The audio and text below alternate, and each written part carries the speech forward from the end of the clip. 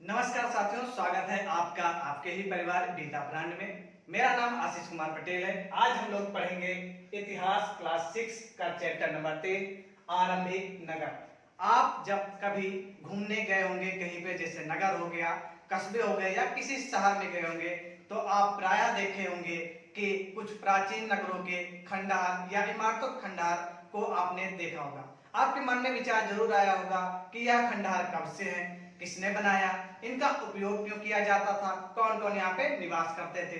इसी कड़ी में हम लोग जानेंगे हड़प्पा की कहानी को, जो कि भारत का एक प्रारंभिक नगर था, जिसकी स्थापना आज से 47 वर्ष पूर्व हुई थी। हड़प्पा की कहानी के विषय में थोड़ा सा जानकारी प्राप्त कर लेते हैं। एक बार की बात है, जब पंजाब, जो कि आज के पाकिस्तान में है, वहां पे रेलवे ट्रैक प्रथम बार बिछाया जा रहा था। तो जब रेलवे ट्रैक बिछाया जा रहा था तो उसके नीचे से कुछ ईंटें बरामद हुई। उन ईंटों को वहां के इंजीनियरों ने निकाला, जिस कारण से उस समय के जो खंडहर थे इमारतों के, वो नष्ट हो गए। हजारों इमारत ईंटों का उपयोग उन्होंने उस रेलवे प्लेटफॉर्म को बिछाने के लिए कर दिया। बाद में आज से 50 वर्ष पूर्व इसकी खोदाई फिर से हुई। जब यह पता चला कि यह खंडहर जो है वह सिंधु घाटी सभ्यता से रिलेटेड है, तो उन्होंने देखा कि जो इमारतों का जो उन्होंने पत्थर निकाले थे, उससे एक पूरी की पूरी बिल्डिंग क्या हो गई थी, नष्ट हो गई थी। आइए हम लोग जानते हैं हड़प्पा संस्कृति के विषय में। हड़प्पा संस्कृति या सभ्यता की खोज भारतीय पुरातत्व विभाग के महानिदेशक जॉन मार्शल के निर्देशन में दयाराम साहनी ने 1921 में हड़प्पा की खोज किया, तथा 1921 में किसकी खोज हुई, हड़प्पा की खोज हुई, तथा 1922 में राखल दास बनर्जी ने मोहनजोदड़ो की खुदाई कराई थी। क्योंकि भारत अंग्रेजों का गुलाम था, तो क्या हुआ कि जो जॉन मार्शल थे, उन्होंने इस स्थान का नाम क्या रख दिया, यहाँ पे लिखा हमने, इस खोजे गए स्थान का नाम क्या रखा, सिंधु घाटी सभ्यता। अब हम जानेंगे हड़प्पा संस्कृति का नाम या हड़प्पा नगरों का नाम हड़प्पा संस्कृति क्यों कहते हैं, या हड़प्पा सभ्यता क्यों कहते हैं। इसका एक नाम सिंधु सभ्यता भी है, या क्यों है, अब इसके विषय में हम जानते हैं। क्योंकि जब 1921 में प्रथम बार खुदाई हुई या उत्खनन का कार्य हुआ, तो सर्वप्रथम जो खोजा गया नगर था वह कौन था, हड़प्पा था। इसलिए इस संस्कृति को क्या कहते हैं, हड़प्पन संस्कृति या हड़प्पन सिविलाइजेशन। बाद में क्योंकि इसका जो विस्तार था वह सिंधु घाटी मतलब सिंधु नदी के किनारे से बहुत सारे नगरों के रूप में था विस्तार, इस कारण इसको और क्या कहा गया, सिंधु घाटी की सभ्यता कहा गया। इसके अन्य नाम के रूप में देखते हैं तो इसका अन्य नाम है हड़प्पन सभ्यता का सिंधु सभ्यता, जिसका नामकरण किसने किया, जॉन मार्शल, जो भारतीय पुरातत्व विभाग के अध्यक्ष थे। और कांस्य युगीन सभ्यता इसका नाम क्यों है, क्योंकि इस समय के उपकरणों अर्थात उपकरणों को बनाने में कांसा का उपयोग किया जाता। किसका, कांसा का। अभी हम आगे कांसे के विषय में बात करेंगे। और जो तीसरा नाम है बृहत्तर सिंधु सभ्यता, बृहत्तर सिंधु सभ्यता, इसका जो नामकरण किया है वह पाकिस्तान के पुरातत्व विभाग के HR मुगल ने किया है। अब बात करते हैं इसके परिपक्व हड़प्पा संस्कृति का केंद्र कौन कौन था। पंजाब व सिंध इसके कौन थे, परिपक्व हड़प्पा संस्कृति के केंद्र थे। सिंधु घाटी सभ्यता भी इसको कहा जाता है इसी कारण से, क्योंकि यहाँ से इसका विस्तार दक्षिण और पूर्व में हुआ था। इस सभ्यता का जो विस्तार है वह त्रिभुजाकार, आप ध्यान से देखें, 1 2 3 4 है। इसको ध्यान से अगर मानचित्र, भारत के मानचित्र में देखेंगे तो कुछ ऐसे होगा, ऐसे ऐसे 1 2 3 और ये 4, ऐसे विस्तार होगा। किसका, त्रिभुजाकार, त्रिभुजाकार इसका विस्तार। जो इसका विस्तारित क्षेत्रफल है वह है 12,99,600 वर्ग किलोमीटर। ठीक है, आइए जानते हैं मानचित्र के माध्यम से जो हड़प्पा संस्कृति के प्रमुख नगर हैं जो खोजे गए हैं, जिनका विस्तार सबसे उत्तर में, कहां, उत्तर में भारत के जम्मू कश्मीर के मांडा स्थान से है। मांडा जो स्थान है वह चिनाब नदी के किनारे स्थित है। जो दूसरा केंद्र है वह है हिंडन नदी के किनारे मेरठ जिला में आलमगीरपुर, जो कि उत्तर प्रदेश में है, दूसरा स्थान। और तीसरा स्थान है महाराष्ट्र में नर्मदा या प्रवरा नदी के किनारे अर्थात प्रवरा नदी के बाईं ओर स्थित दैनाबाद जो कि अहमद जिला में है। और ये जो चौथा स्थान है वह बलूचिस्तान आधुनिक पाकिस्तान के सुदका इंदौर स्थान पे है, जिसकी स्थापना जो है दास नदी के किनारे हुई थी। यह हमारे प्राचीन नगर है या प्राचीन देशीय विस्तार है किसका, सिंधु घाटी सभ्यता या हड़प्पन सिविलाइजेशन का।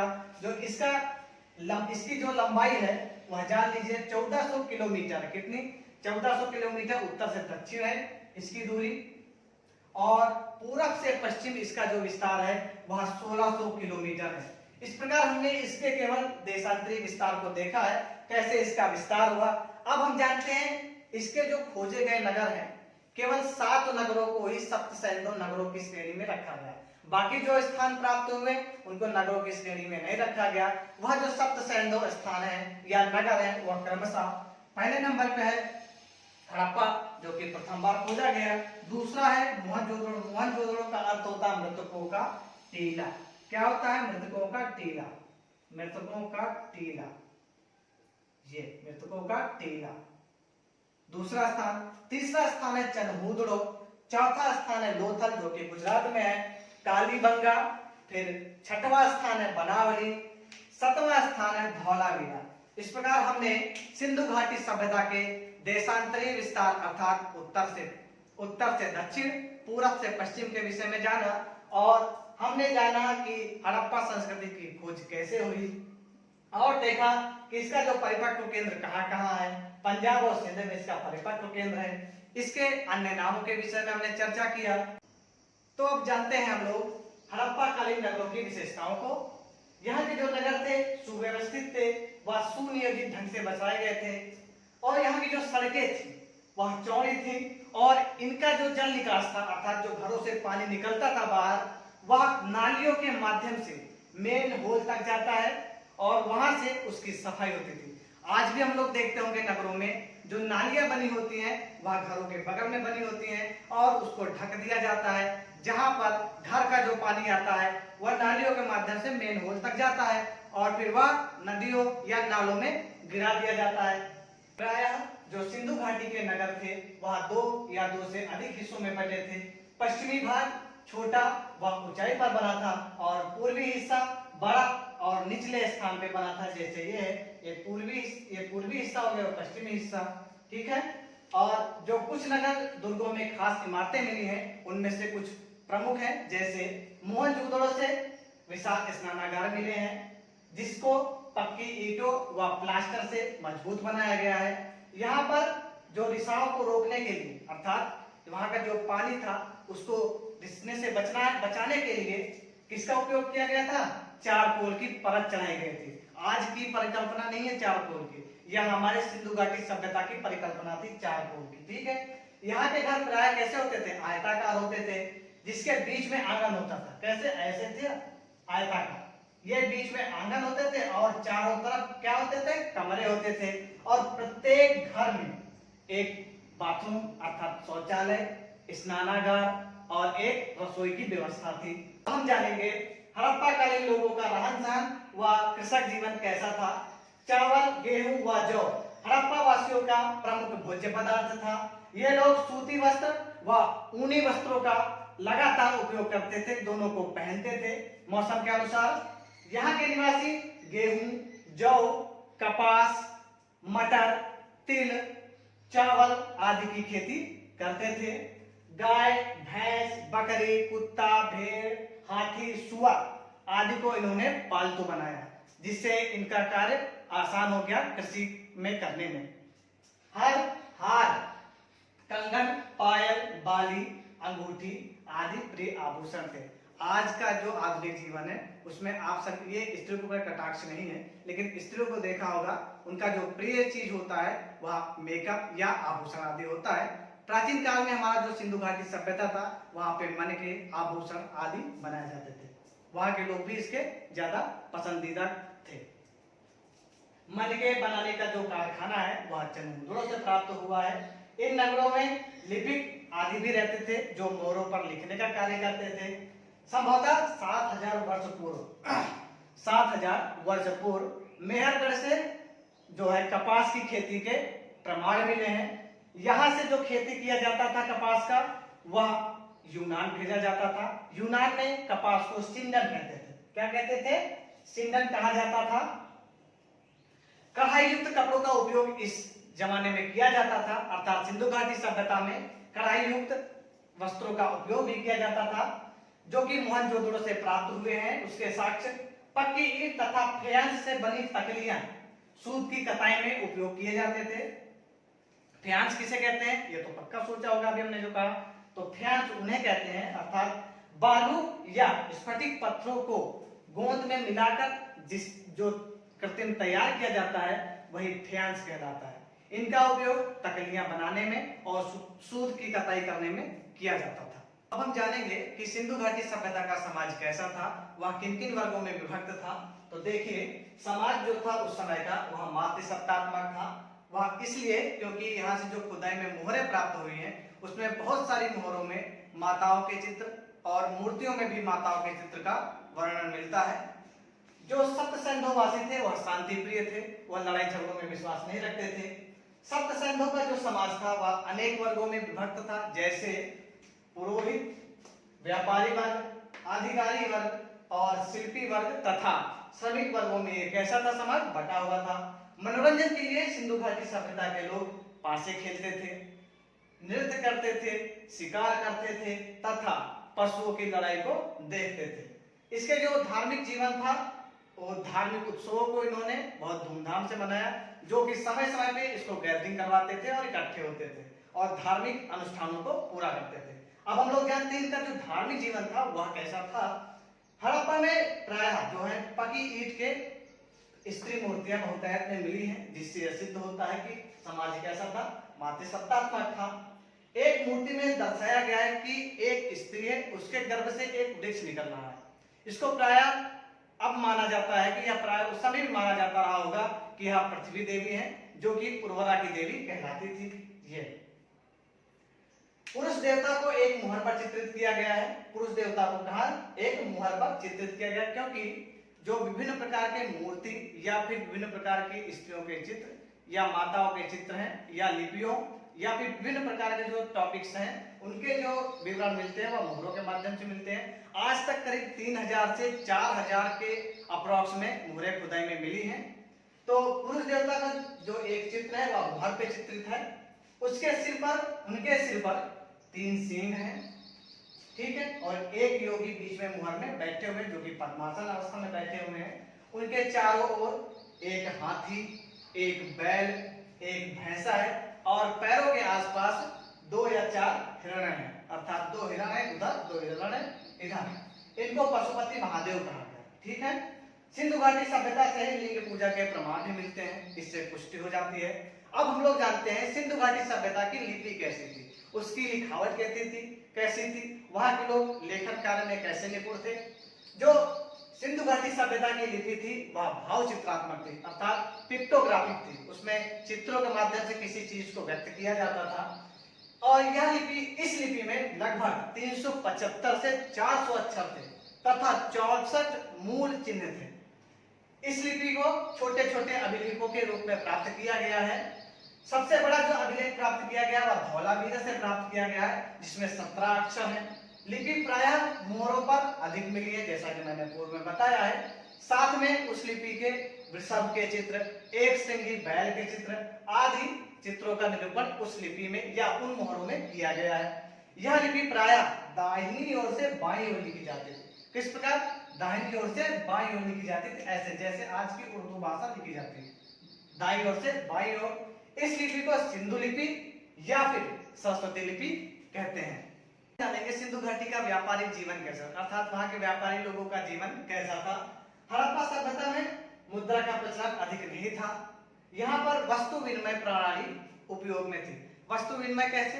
अर्थात आप एक वस्तु लेंगे, उसके बदले में हमें दूसरी वस्तु देंगे। ऐसी प्रणाली क्या थी? यहाँ पे प्रचलित थी। बाट बनाने के लिए, अर्थात माप तौल के लिए, बाट बनाने के लिए चट पत्थरों का उपयोग किया जाता था। अब हम लोग जानेंगे ऐसी कौन कौन सी वस्तुएं थे जिनको सिंधु घाटी के व्यापारी आयात करते थे अपने ही देश के विभिन्न स्थानों से या दूसरे देशों से। तो पहला वस्तु है तांबा, जिसको राजस्थान से और ओमान से मंगाया जाता था। दूसरी वस्तु है जस्ता, ईरान व अफगानिस्तान से मंगाया जाता था। तो देखिए जस्ता और तांबा को क्यों मंगाया जाता था, क्योंकि यह सभ्यता कैसी थी, कांस्य बीन, और कांसा बनाने के लिए इन दोनों तत्वों की आवश्यकता होती है, इन दोनों पदार्थों की आवश्यकता होती है, इस कारण इसका उपयोग किया जाता था। सोना जो है कर्नाटक से मंगाया जाता था, और बहुमूल्य पत्थर गुजरात से, ईरान से और अफगानिस्तान से मंगाया जाता था। मुहर की छाप को हम लोग मुहरबंदी कहते हैं, ठीक है, मुहर की छाप को मुहरबंदी कहते हैं, ये इंपॉर्टेंट, इसको देख लीजिए।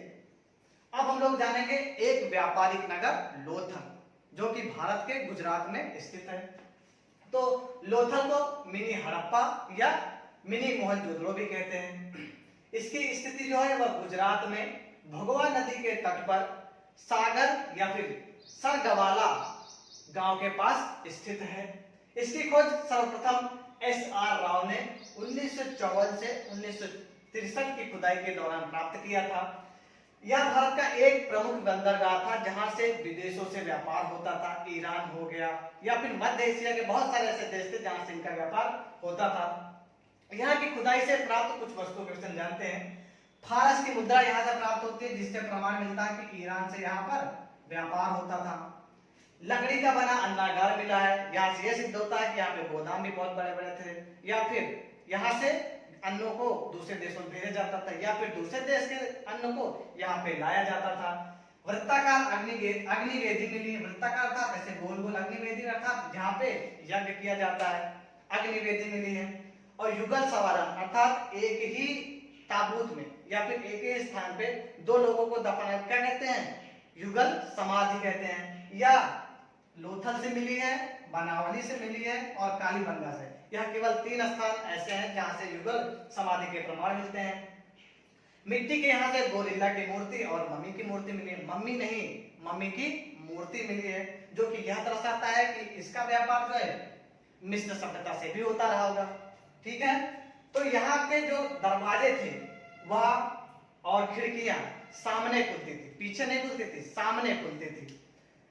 और मृदभांड यहाँ से जो प्राप्त हुआ है उस पे एक चालाक लोमड़ी का वृत्तांत है, अर्थात चालाक लोमड़ी का क्या है, चित्र बना हुआ है। इससे सिद्ध होता है कि जो चालाक लोमड़ी का वृत्तांत है जो इस प्रकार है कि एक बार क्या होता है, एक कौवा डाली पे बैठा होता है, नीचे से लोमड़ी जाती है जो कि भूखी होती है, और जो कौवा होता है उसके चोंच में रोटी होती है। वह क्या करता है, चुप पे बैठा हुआ होता है और क्या करता है, जो लोमड़ी जाती है देखती है मुझे तो भूख लगी है, क्या करती है कि कौवा भैया आपका स्वर बहुत मीठा है। कौवा उसी में क्या हो जाता है, गदगद हो जाता है, एकदम खुश हो जाता है, अरे वाह मुंह की बात छीन ली। तो लोमड़ी कहती है उनसे कि आप एक गाना सुनाइए। तो कौवा भी क्या है, खुश हो गया है, चापलूसी कर दिया है लोमड़ी ने।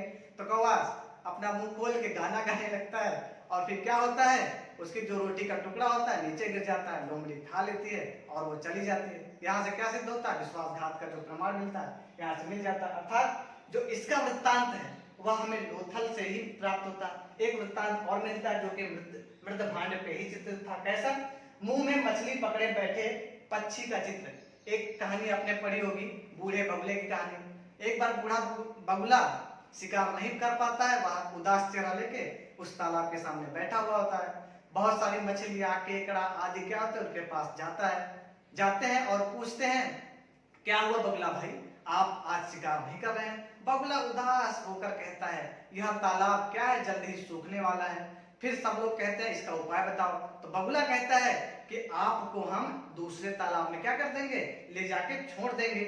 तो इसमें विश्वास में सभी आ जाते हैं। एक एक करके वह बगुला क्या करता है, सारी मछलियों को ले जाता है और बैठकर खा लेता है। फिर अंत में बारी आती है केकड़े की, क्योंकि केकड़ा अब जान चुका था, बार बार ले जाता है, बार बार आता है। तो केकड़े को शक हो गया। अब क्या किया, केकड़ा बढ़िया जा रहा था, जैसे उसको पत्थर पे पटका, ये चट्टान पे पटका, तो केकड़ा समझ गया कुछ तो गड़बड़ है, कुछ तो गड़बड़ है। तो केकड़ा क्या करता है, उसके चोंच को इतनी जोर से काटता है, क्योंकि उसके क्या होता है, ऐसे होता है ना कांटेदार, ऐसे ये कांटेदार, तो इन दोनों के बीच में, कांटों के बीच में उसका चोंच जो है पकड़ लेता है और इस प्रकार क्या हो जाता है, बगुला की मृत्यु हो जाती है। इस प्रकार के जो वृत्तांत है ये हमें लोथल से मिलते हैं। लोथल से अन्य चीजें जैसे हाथी के दांत हो गए आदि भी यहाँ से प्राप्त होते हैं। यह रहा हमारा लोथल, जो कि एक व्यापारिक नगर था और बंदरगाह था भारत का। अब हम लोग कुछ और प्रमुख नगरों के विषय में जानकारी प्राप्त करेंगे। तो चलते हैं कालीबंगा की ओर। कालीबंगा की खोज अमकानंद घोष के निर्देशन में बीबीलाल व बी.के. थापर ने किया। इसका जो स्थान है वह राजस्थान के हनुमानगढ़ जिले में घग्गर नदी के बाईं ओर स्थित है। कहां? घग्गर नदी के बाईं ओर स्थित है। इससे जो प्रमाण मिलते हैं वह युगल समाधि के, क्योंकि बनावली से लोथल से भी मिले थे।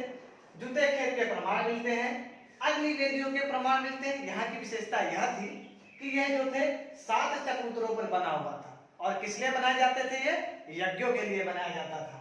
पक्की सड़कों के प्रमाण मिलते हैं। आज हम लोग देखते हैं डामर वाली रोड, उसी प्रकार के रोड यहाँ पे भी दिखाई देते, मगर डामर नहीं थे वहां पे, नो, केवल वहां पे ईंटों के जो रोड थे वो दिखाई देते, अर्थात पक्की सड़कें। कच्चे मकान थे यहाँ पे। फर्श पर अलंकृत ईंटों का उपयोग किया जाता। आजकल हम लोग फर्श में देखते हैं ना, बहुत विभिन्न प्रकार की आकृतियां बनी होती हैं, आलेखन बने होते हैं, वैसे वहां पे भी बने होते थे। यहाँ पे पानी के निकास के लिए लकड़ी के नालियों का उपयोग किया जाता था। अब बात करते हैं धौलावीरा के विषय में, जो कि गुजरात की कच्छ की खाड़ी में। कच्छ की खाड़ी किधर? ये जो स्थान है गुजरात का, यहाँ पे क्या कह लीजिए, यहाँ पे खंभात की खाड़ी है और कच्छ की खाड़ी इधर है, ठीक है।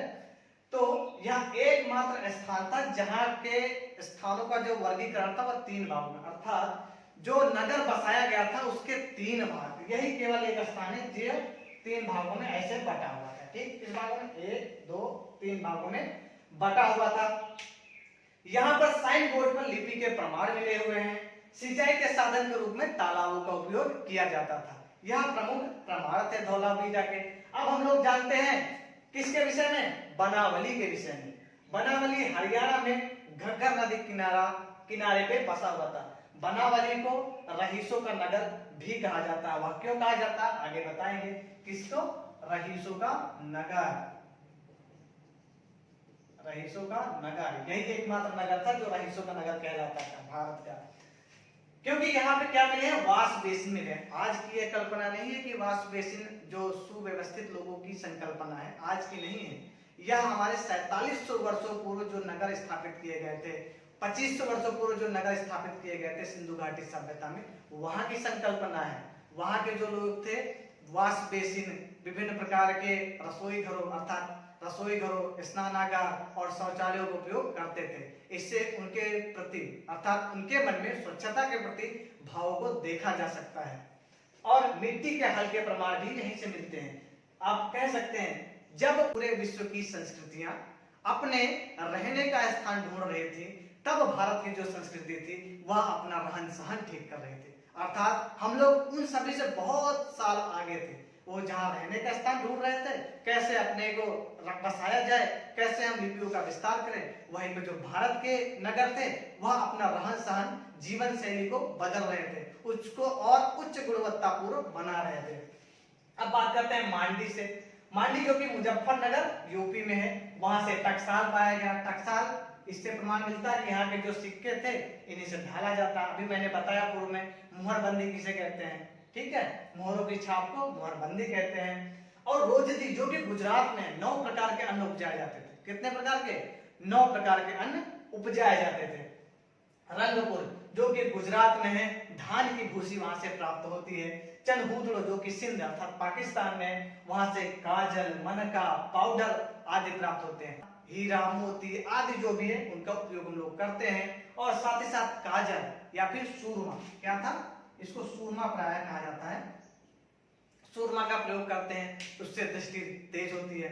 यह सारी संकल्पनाएं आज से 2500 वर्ष पूर्व, 4700 वर्ष पूर्व की है, आज की कल्पना नहीं है। मेकअप आप करिए, सुंदर रहिए, ये कल्पना आज की नहीं है। यह हमारे प्राचीन काल के जो नगर थे वहां पे भी इनकी संकल्पना थी, वह भी अपने आप को सुंदर दिखाना चाहते थे। अब हम लोग जान चुके हैं। अब हम लोग जानेंगे कि हमारा जो ये नगरीय सभ्यता थी उसका विनाश कैसे हुआ। साथ ही साथ यह भी जानेंगे कि विश्व में इसके समकालीन और कौन कौन सी सभ्यताएं थी। तो अब हम जानेंगे विश्व की सुसंगठित, सुव्यवस्थित यह जो सभ्यता थी कैसे समाप्त हो गई। आखिरकार इसके साथ हुआ क्या था कि यह इतने सालों बाद जीवित रहने के बाद, अर्थात 1000 साल तक जीवित रहने के बाद इसके साथ ऐसी कौन सी घटना हुई कि यह नष्ट हो गई। अगर यह होती तो विचार करिए आज हम कहाँ होते। साइंस और टेक्नोलॉजी में हम बहुत आगे होते। जब उस समय यहाँ पे बेसिन का उपयोग किया जा रहा था, वॉश बेसिन आदि चीजों का उपयोग किया जा रहा था, तो आज हम लोग इसका उपयोग करते हैं वॉश बेसिन आदि का। तो सोचिए उस समय और इस समय कितना अंतर है। अगर वह होती तो क्या होता। तो आइए देखते हैं क्यों विनाश हो गया। लगभग 3900 साल पहले एक बड़ा बदलाव आया, जिसका कारण आज तक संदेह में पता ही नहीं चला कि इसके साथ हुआ क्या था। एक ही क्षण में यह पूरी सभ्यता क्या हो गई, बर्बाद हो गई, नष्ट हो गई। सिंधु सभ्यता, हड़प्पा सभ्यता लगभग सिंधु सभ्यता या हड़प्पा सभ्यता लगभग 1000 वर्षों तक जीवित रही। अंत का कोई प्रमुख कारण तो नहीं है, लेकिन जो मतों से मिलता विभिन्न इतिहासकारों द्वारा, पहला कारण था जलवायु परिवर्तन। एक जलवायु, आप लोग जानते हैं जलवायु मानव जीवन के लिए बहुत ही अनिवार्य अंग है। अगर जलवायु परिवर्तित होती है तो लोगों के ऊपर उसका अलग अलग इम्पैक्ट पड़ता है। विचार करिए, अगर वहां पे गर्मी बढ़ गई होगी या फिर वर्षा ही ना हुई हो तो वहां पे उनके जीवन स्तर पे क्या प्रभाव पड़ा होगा। उसी तरह लगता है कि यहाँ की सभ्यता क्या हो गई, नष्ट हो गई। और दूसरा जो कारण है नदियों का मार्ग परिवर्तित हो जाना, अर्थात जो सिंधु नदी थी या उनकी जो सहायक नदियां झेलम, चिनाब, रावी, सतलुज, व्यास, यह सारी नदियों को क्या हो गया हो, रास्ता बदल गया हो, या फिर हो सकता है कि वहां पे बाढ़ आ गई हो, या फिर रास्ता बदल गया हो, या फिर बाढ़ आ गया हो, जिस कारण से अर्थात जल प्लावन के कारण से उन सभ्यताओं के नगरों में पानी भर गया हो और सभी लोग डूबकर मर गए हो। और तीसरा कारण चौथा कारण हो सकता है आर्यों का आक्रमण हुआ हो, क्योंकि सप्त सैन्धवासी कैसे थे, शांति प्रिय थे और इनको युद्ध करने में कोई भी इंटरेस्ट नहीं था। तो आर्य आए और उन्होंने अपनी बस्तियां बनाई, जिस कारण घनघोर मारकाट हुआ होगा और उन्होंने अपनी बस्तियां बनाई होगी और ये बस्तियां क्या हो गई होंगी, नष्ट हो गई होंगी। एक कारण और मिलता है, हो सकता है भूकंप आया हो, भूकंप आने से ऊपर की जमीन नीचे चली गई हो और नीचे की जमीन ऊपर आ गई हो, यह भी कारण हो सकता है। हो सकता है सामाजिक ढांचे में बिखराव हो गया हो, टकराव हो गई हो, सामाजिक अर्थात जो पुरोहित वर्ग हैं, व्यापारी वर्ग हैं, उनमें टकराव हो गया हो, श्रमिकों में टकराव हो गया हो, अन्य बहुत सारे कारण हो सकते हैं। फिर उसके बाद जब 1000 तक ये चलती रही, फिर 1000 से 1400 वर्षों बाद ही वहां पे नगरों का बसा हो, अर्थात इस गैप में 1400 वर्षों तक वहां पे कोई भी नगर नहीं बसाए गए थे। अब हम जानेंगे विश्व के प्रमुख उस समय के या फिर इसके समकालीन विश्व की प्रमुख सभ्यताओं के विषय में, क्या कहती हैं उनकी सभ्यताएं, कैसी थी, आइए जानते हैं। विश्व की प्राचीनतम सभ्यताओं में सबसे पहले आती है मेसोपोटामिया की सभ्यता। इसका कालखंड 5000 साल से 2000 साल अर्थात 2000 ईस्वी पूर्व तक था। इस सभ्यता का जो बसाव था या फिर यह सभ्यता दजला और फरात नदियों के किनारे बसा था, यहीं पे फला फूला था और व्यापार आदि यहीं से करता था। यहाँ की जो लिपि थी वह चित्रात्मक थी अर्थात पिक्टोग्राफिक थी। यहाँ पे जो देवी देवताओं का स्थान था उसको जिगुरत कहा जाता था। जिगुरत ऐसे बना होता था, ऐसे सीढ़ी होती थी ऐसे चारों ओर, और ये यहाँ पे क्या होता था, वहां पे देवी देवताओं का स्थान, इसे क्या कहा जाता है, जिगुरत कहा जाता है। अब हम लोग जानेंगे विश्व की एक महान सभ्यता मिस्र के विषय में। मिस्र की सभ्यता आज से 5000 वर्ष पूर्व से 2000 ईस्वी वर्ष पूर्व तक रहा। यह मेसोपोटामिया सभ्यता के ही समकालीन थी। यह नील नदी का वरदान कहलाती थी। क्यों? क्योंकि यह नील नदी के किनारे बसी हुई थी। मम्मी, यहाँ की जो सभ्यता है इसमें सर्वप्रथम मम्मी की बात करना हम लोग नहीं भूलते। क्यों? क्योंकि यहाँ से 1 मिलियन से अधिक मम्मियां प्राप्त होती हैं। इन मम्मियों का जो निर्माण होता था उसके निर्माण में 70 दिन लगते थे और उसी के अनुसार मतलब उस शरीर के अनुसार ही उसका चित्र बनाया जाता था ताबूत का, और उसमें उस राजा को दफनाया जाता था। मम्मी जो है अरबी भाषा का शब्द है जिसका अर्थ होता है ममिया। ममिया का अर्थ होता है मोम या तारकोल से लेपित। तो इन ममियों को ताबूत में भरकर पिरामिड में रखा जाता था, और अब जो पिरामिड से निकाली गई ममिया है उनको सुरक्षित रखने के लिए नाइट्रोजन चैम्बरों का उपयोग किया जाता है। दुनिया के इतिहास में शवों को दफनाने की परंपरा को देखते हुए मिस्र ही ऐसा देश था, ऐसी सभ्यता थी जो इसमें सबसे ज्यादा धन दौलत खर्च किया था। क्रीट की सभ्यता के विषय में जानकारी प्राप्त करते हैं। क्रीट की सभ्यता 3000 वर्ष से 1500 ईस्वी पूर्व तक रही। इसे महाद्वीप की सभ्यता भी कहते हैं। यह जो है भूमध्य सागर के किनारे बसा हुआ था। यह जो सभ्यता थी यह अपने सुंदर चित्रकारी के लिए जानी जाती थी। यह चित्रकारी उनके बर्तनों पे दिखाई देती है, जो बर्तन विभिन्न देशों में आयात किए जाते थे। अब हम बात करेंगे चीन की सभ्यता। चीन की सभ्यता लगभग 2500 ईसा पूर्व की है, ईस्वी पूर्व की है। यह हुआंगहो नदी के किनारे बसी थी। यहाँ के जो लोग थे वह कांसा से बने बर्तनों पर भोजन करते थे। इसी सभ्यता ने हमें कागज का उपयोग करना सिखाया, अर्थात कागज का आविष्कार किया। यही लोगों ने कपड़े के मतलब कपड़ों पर लिखना प्रारंभ किया और बांस के पट्टों पर लिखना प्रारंभ किया। ऐसे रही हमारे विश्व की प्राचीन सभ्यताओं की एक झलकियां। अगर आपको यह वीडियो अच्छा लगा तो लाइक करें, शेयर करें और सब्सक्राइब करें और अपने सुझाव कमेंट के माध्यम से हम तक जरूर पहुंचाएं।